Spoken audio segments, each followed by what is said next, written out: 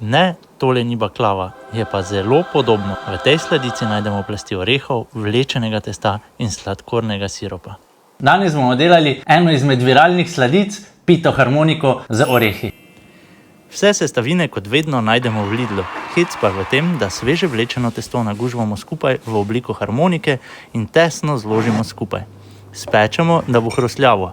Za nadev lahko izberemo 1001 sestavino, od pistacij, orehov do bolj svežih sestavin, kot so maline, borovnice ali pa za čokoholike seveda čokolado.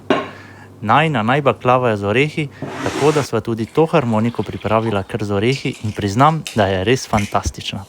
Z lahkoto jo naredi vsak začetnik, saj je vsa umetnost samo v zlaganju in polnjenju plasti. Vlečeno testo z orehi, jajčni preliv, za piko na i pa še sladkorni sirup.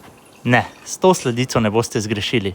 Pa še to, tudi hrani se zelo dobro, ker v hladilniku do teden dni.